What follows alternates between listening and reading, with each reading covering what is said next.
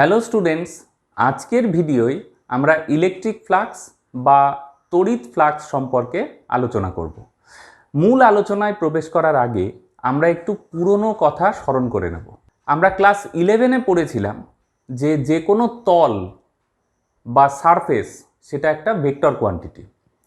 তাহলে এই তল যদি একটা ভেক্টর কোয়ান্টিটি হয় তাহলে তার পরম মান কত আর তার ডিরেকশান কি, এটা আমাদের পরিষ্কার হওয়া দরকার।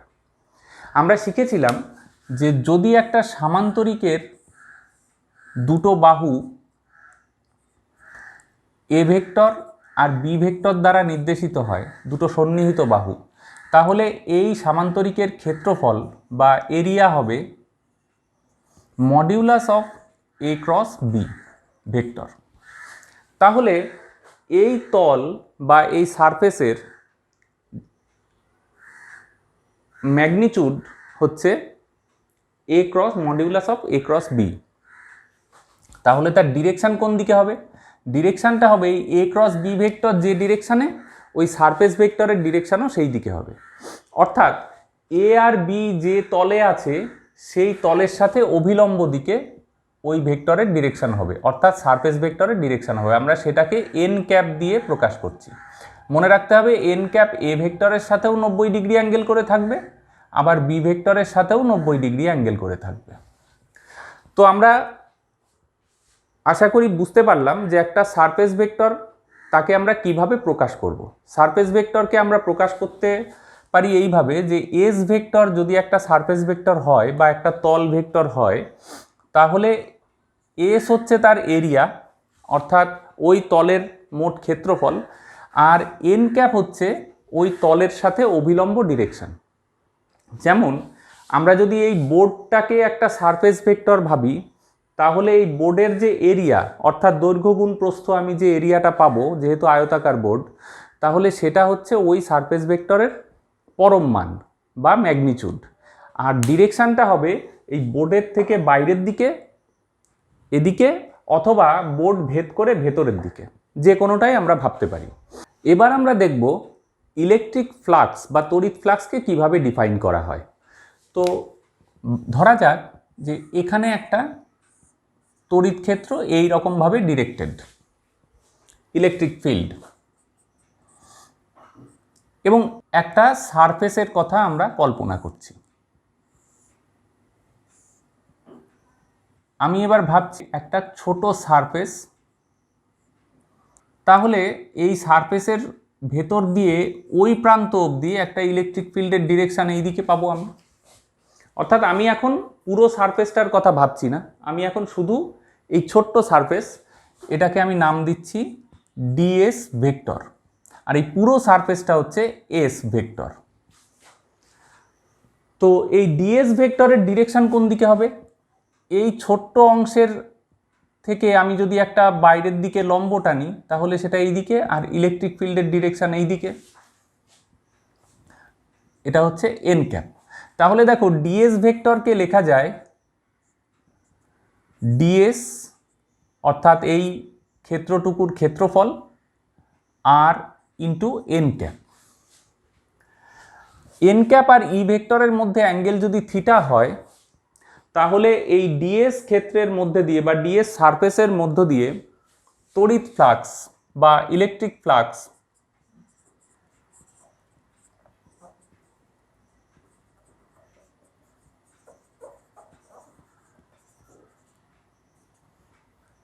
কি পাচ্ছি দেখো, d phi is equal to E vector dot ds vector. অর্থাৎ আমরা এটাকে লিখতে পারি E vector dot n cap ds. যেহেতু এন ক্যাপ আর ই ভেক্টরের মধ্যে অ্যাঙ্গেল থিটা, তাহলে এটা আমরা লিখতে পারি ই ডিএস কস থিটা। তাহলে এটা হচ্ছে electric flux through ds vector, অর্থাৎ এই ডিএস সারফেসের মধ্যে দিয়ে তড়িৎ ফ্লাক্স। এটা হচ্ছে আমাদের বেসিক ডেফিনেশন। তাহলে আমাদের এই মোট তলের মধ্যে দিয়ে তড়িৎ ফ্লাক্স কত হবে, অর্থাৎ এই টোটাল সারফেস এস এর মধ্যে দিয়ে তড়িৎ ফ্লাক্স কত হবে, সেটা দুপাশে ইন্টিগ্রেশন করলেই পেয়ে যাব। অর্থাৎ integration d phi, that is phi, এটা হচ্ছে total flux through surface S, এটা হচ্ছে total flux phi is equal to integration E dot ds। প্রশ্ন আসতে পারে যে এই ইন্টিগ্রেশনটা আমি কোথায় করব, অর্থাৎ কিসের ওপর করব। অ্যাকচুয়ালি ইন্টিগ্রেশনটা হবে এই পুরো সারফেসের ওপর, তাই এখানে লেখা উচিত সারফেস ইন্টিগ্রেশন বা ডবল ইন্টিগ্রেশন। কিন্তু এখানে ভয় পাওয়ার কোনো কারণ নেই, কারণ আমাদের ক্লাস 12 লেভেলে সারফেস ইন্টিগ্রেশন প্র্যাকটিক্যালি করতে হয় না, সেটা আমরা পরে বিভিন্ন উদাহরণ দিলেই তোমরা বুঝতে পারবে। তো এইটা হচ্ছে basic definition, total flux through a surface S. এখন আমাদের পরীক্ষায় মাঝে মাঝে ফ্লাক্স বা ফ্লাক্স ঘনত্ব এর একক, ডাইমেনশনাল ফর্মুলা এগুলো লিখতে দেয়। লক্ষ্য করো তড়িৎ ফ্লাক্সের একক আমরা কিভাবে নির্ণয় করতে পারি। দেখো ডি ফাই অর্থাৎ ওই ডিএস অংশের মধ্যে দিয়ে তড়িৎ ফ্লাক্স, সেটা হচ্ছে আমরা পেয়েছি ই ডিএস কস থিটা। এখন এই ই হচ্ছে electric field, that is force per unit charge. তাহলে ফোর্সের একক হচ্ছে নিউটন, এসআই একক, পার চার্জের একক হচ্ছে কুলম্ব। আর ডিএস মানে একটা ক্ষেত্রফল, অর্থাৎ সেখানে আমরা একক পাবো মিটার স্কোয়ার। তাহলে ইনটু মিটার স্কোয়ার, আর কস থিটার কিন্তু কোনো একক নেই।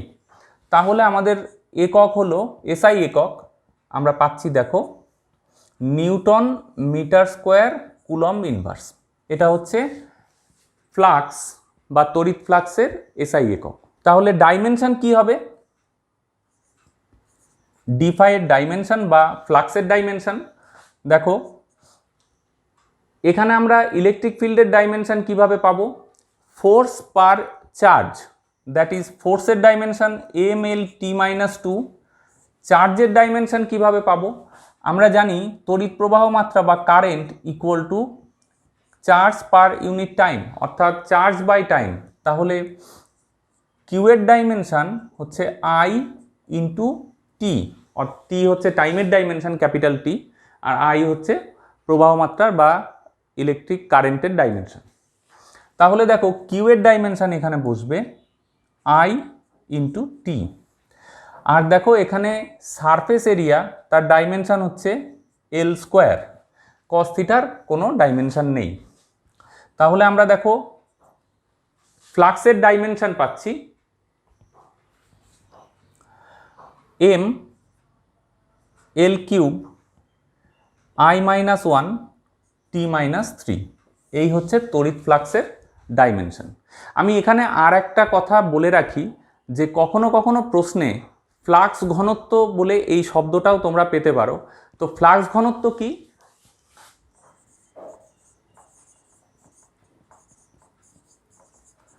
বা আমরা ইংলিশে একে বলি ফ্লাক্স ডেন্সিটি। সেটা হচ্ছে electric flux per unit area.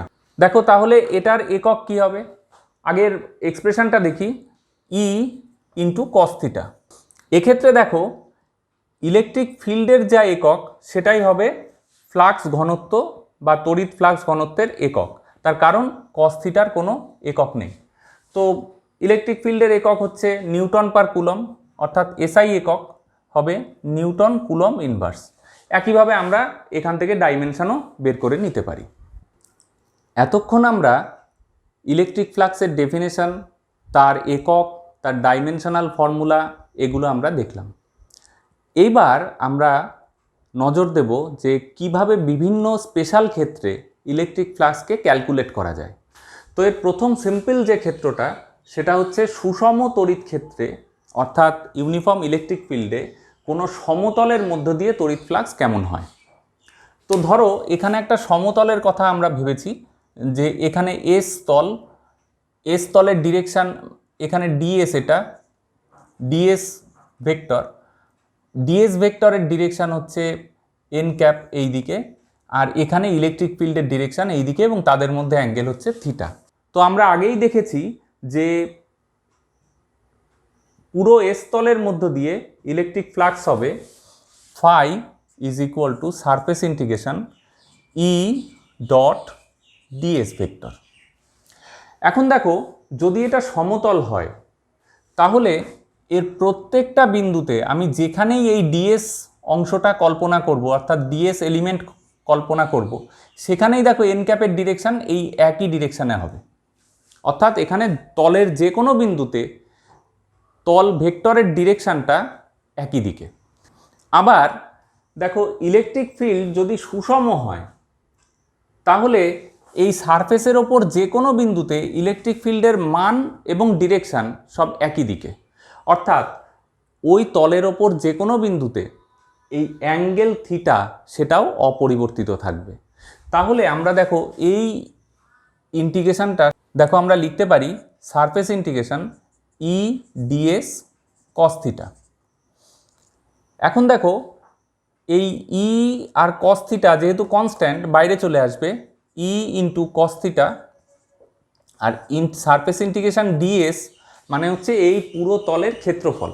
অর্থাৎ এটার মান তো হচ্ছে এস, দ্যাট ইজ সারফেসের ম্যাগনিটিউড। তাহলে আমরা পাচ্ছি ই এস কস থিটা, অথবা সিম্পলি আমরা লিখতে পারি ই ডট এস।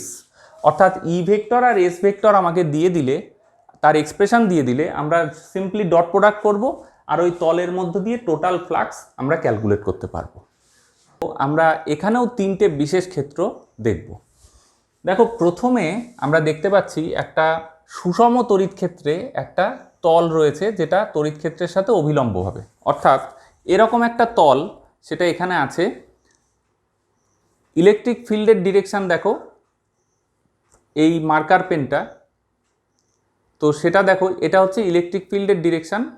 আর যেহেতু তল ভেক্টরটার ডিরেকশান এই তলের সাথে লম্বভাবে থাকে সবসময়, তাহলে সেটার ডিরেকশানও এইটা, অর্থাৎ এদের মধ্যে অ্যাঙ্গেল দেখো 0 ডিগ্রি।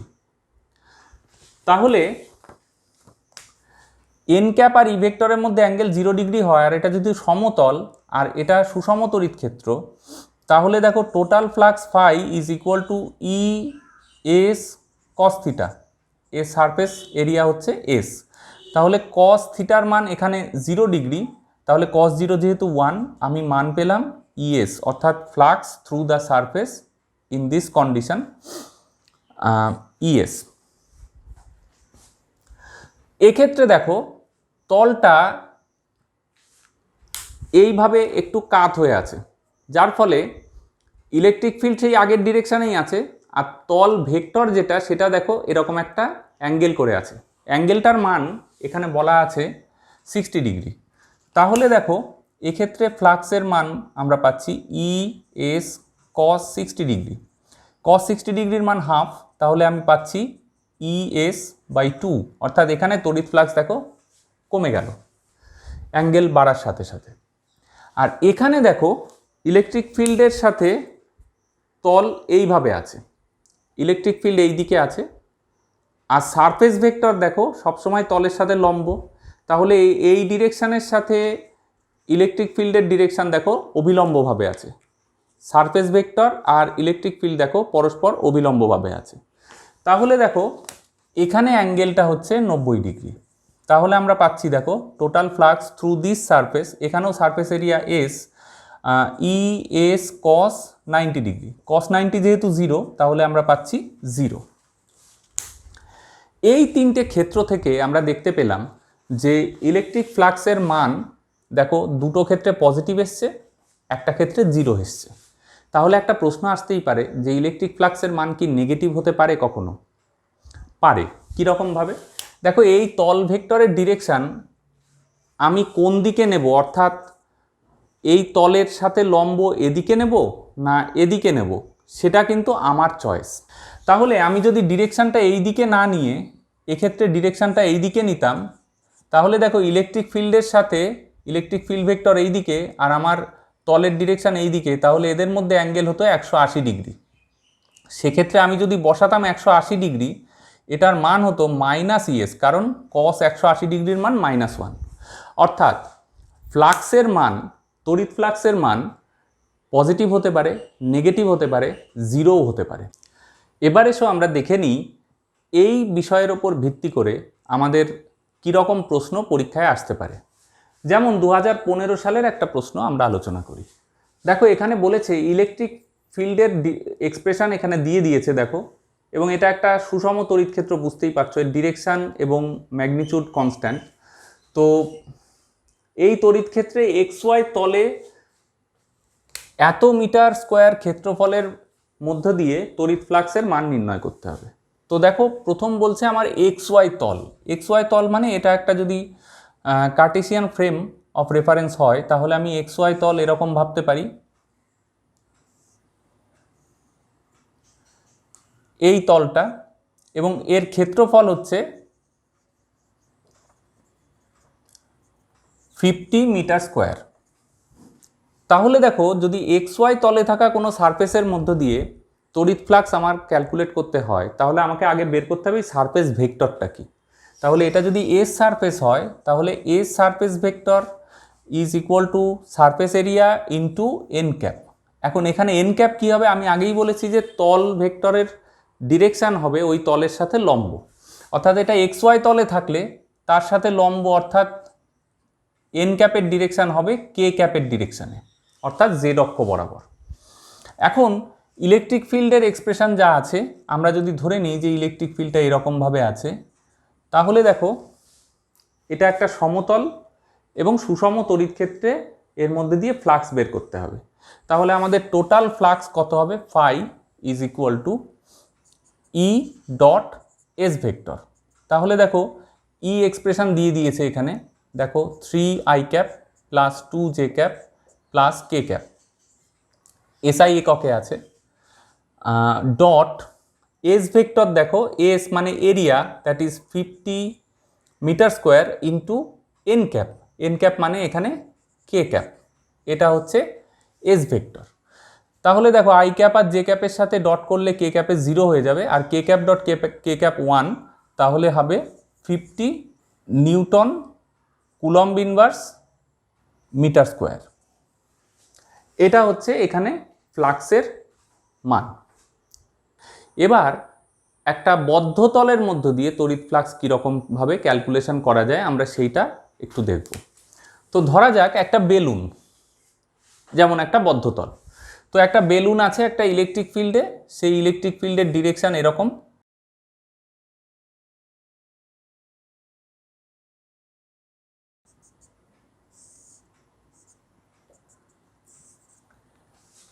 এখানে আমাদের ওই তল ভেক্টরের ডিরেকশনটা কি হবে, অর্থাৎ বেলুনের যে সারফেস ভেক্টরটা সেটা কেমন হবে। যদি আমরা দেখো এখানে সারফেস ভেক্টরের কথা ভাবি, অর্থাৎ ডিএস, এই ডিএস ভেক্টরের ডিরেকশন হবে দেখো এই তলের সাথে লম্ব, অর্থাৎ ওইটুকু জায়গায় যে লম্ব, মানে ওইটুকু জায়গার মাঝখানে আমি একটা পয়েন্ট নিয়ে সেখানে আমি ওই তলের ওপর লম্ব টানলে সেটার ডিরেকশন এরকম হবে। আবার দেখো এখানে আমি যদি একটা সারফেস নিই তাহলে দেখো তার ভেক্টরটা হবে এই দিকে। বদ্ধতলের বেলায় এই সারফেস ভেক্টরের ডিরেকশান আমি কিন্তু আমার ইচ্ছে মতো নিতে পারবো না, তলের সাথে লম্ব তো হবেই। যখন একটা কাগজের কথা আমরা বলেছিলাম এরকম একটা মুক্ত তল, তখন তার সাথে লম্বভাবে আমি এদিকেও নিতে পারতাম ডিরেকশান, এদিকেও নিতে পারতাম, কিন্তু একটা বদ্ধ তলে যখন আমরা সারফেস ভেক্টরের ডিরেকশান নেব সেটা সবসময় ওই ঘনবস্তুটার বাইরের দিকে ডিরেক্টেড হতে হবে, অর্থাৎ আমি কখনোই কিন্তু সারফেস ভেক্টরের ডিরেকশান বেলুনের ভেতরের দিকে নিতে পারবো না। আবার যদি এইখানে আমি যদি ডিরেকশান নিই তাহলে সেটা হবে এই দিকে, বাইরের দিকে। এইটা আমাদের মাথায় রাখতে হবে যে কোনো ঘনবস্তু, অর্থাৎ যে কোনো এরকম বদ্ধতলের ক্ষেত্রে আমাদের এইভাবে ডিরেকশানটা নিতে হবে, এবং যার এখানেও কিন্তু ওই total flux must be surface integration, এটা যদি সারফেস হয় surface integration E dot ds, এটা যেহেতু বদ্ধতল তাই ক্লোজ সারফেস ইন্টিগ্রেশন। এখন বেলুনের মতো সারফেসের ওপর ইন্টিগ্রেশন করা আমরা 12-এ শিখি না বা সাধারণত শেখা হয় না, কিন্তু আমাদের 12-এ যে ধরনের বদ্ধতল বা যে ধরনের ঘনবস্তুর কথা বলা হয় সেটা কিন্তু সিমেট্রিক। যেমন আমরা একটা উদাহরণ দেখব।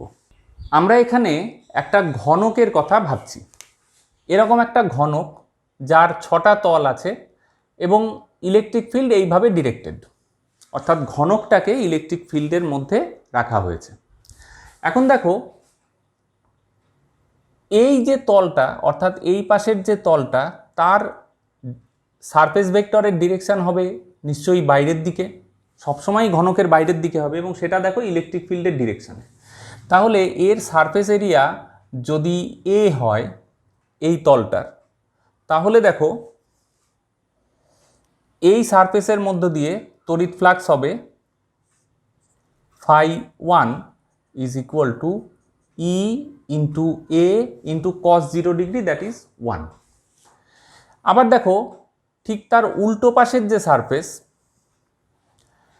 এই সারফেসের সারফেস ভেক্টরের ডিরেকশন নিশ্চয়ই এন ক্যাপ এদিকে হবে, অর্থাৎ এই ঘনকের থেকে বাইরের দিকে।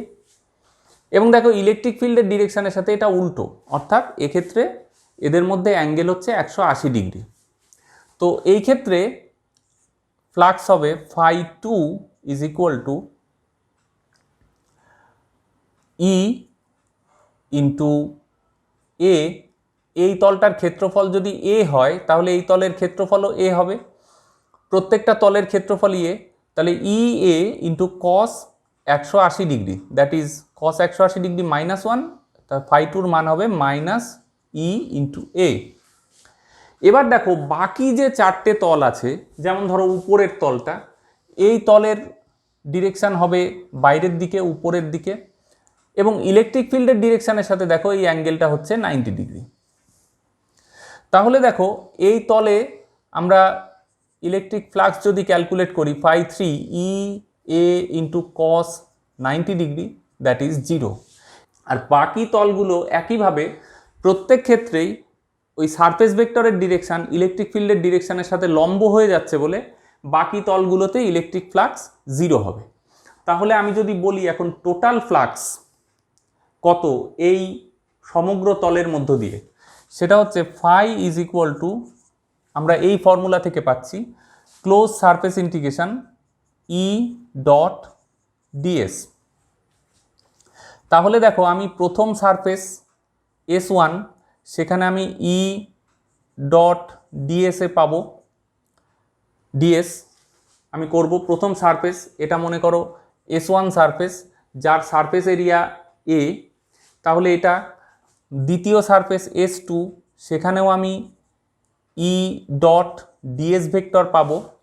এরকম করে আমি 6টা তলে করব।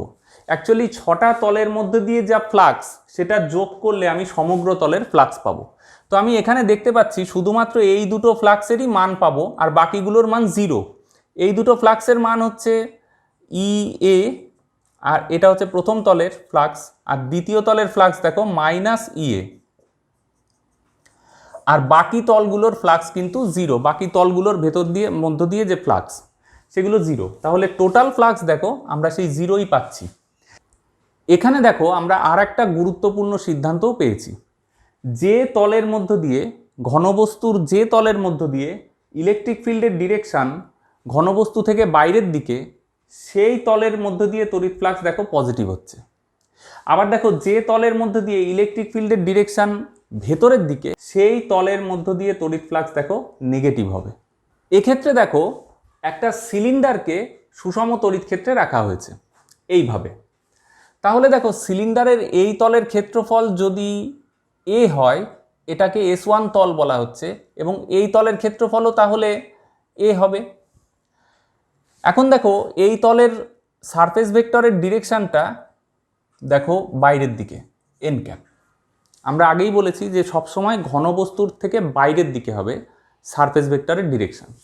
তাহলে দেখো ই ভেক্টরের সাথে এন ক্যাপের ডিরেকশান একই দিকে, তাহলে এখানে থিটার মান 0 ডিগ্রি।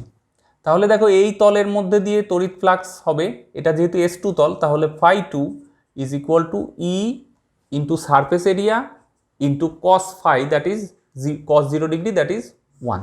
দ্যাট ইজ এই তলের মধ্যে দিয়ে তড়িৎ ফ্লাক্স হচ্ছে ই এ।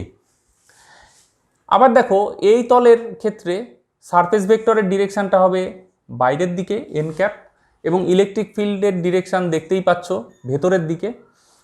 তাহলে এখানে থিটা ইকুয়াল টু 180 ডিগ্রি। তাহলে এখানে আগের মতোই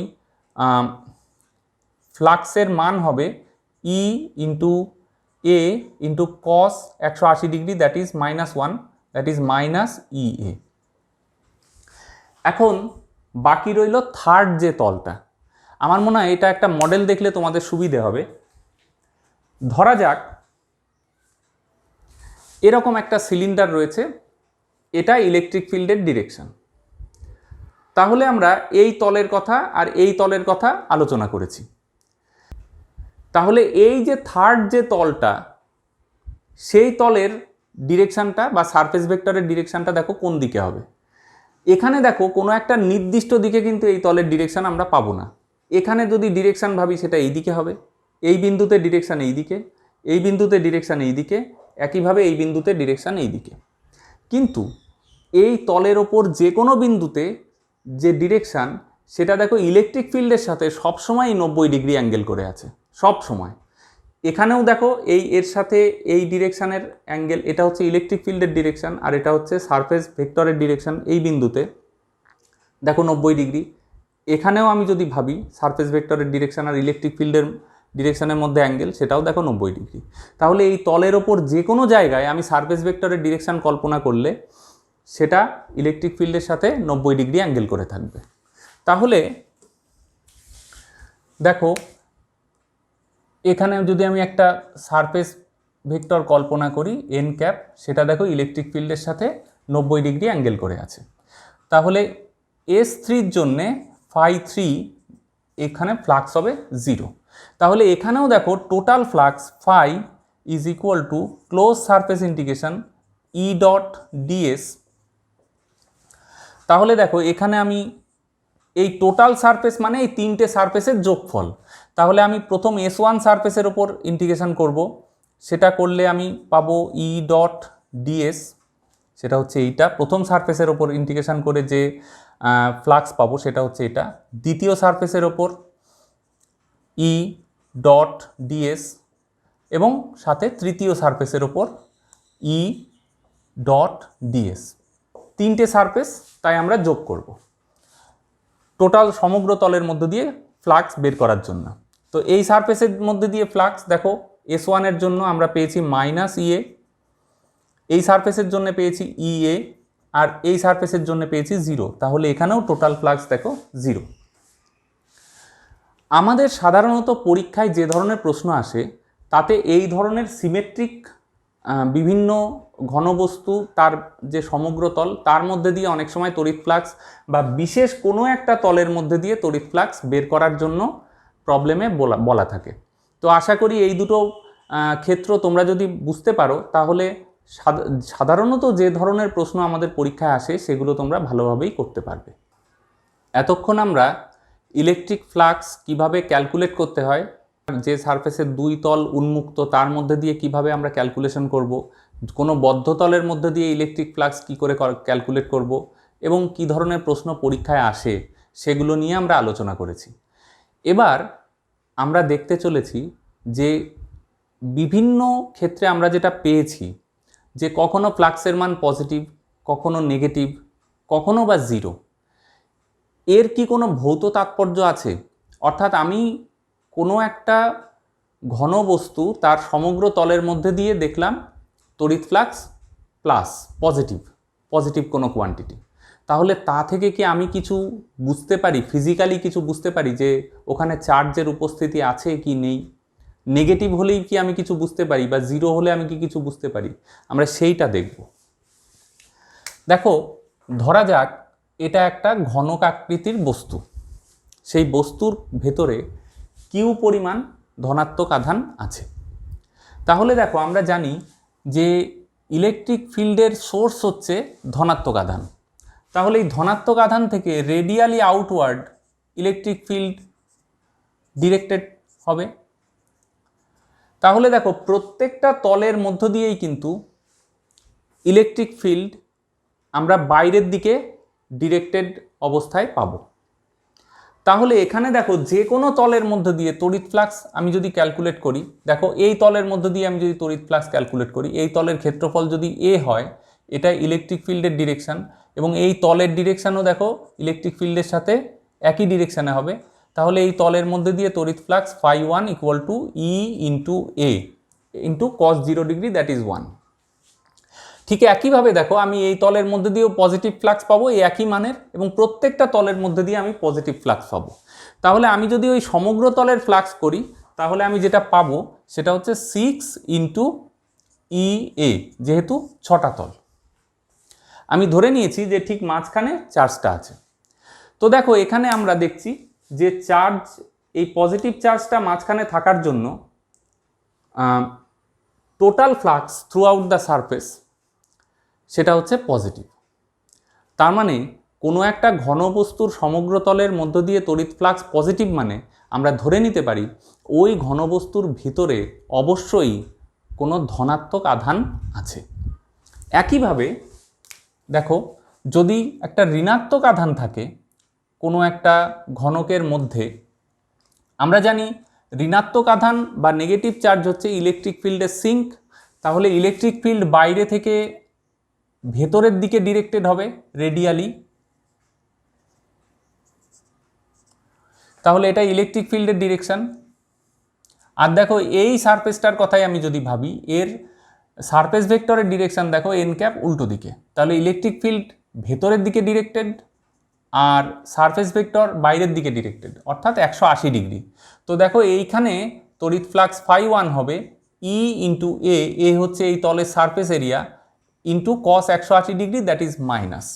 তো এরকম প্রত্যেকটা তলের মধ্য দিয়েই তড়িৎ ফ্লাক্স কিন্তু মাইনাস হবে, অর্থাৎ সমগ্র তলের মধ্যে দিয়েই তড়িৎ ফ্লাক্স আমি যদি অ্যালজেব্রিক সাম করি সেক্ষেত্রে আমি মাইনাস পাবো।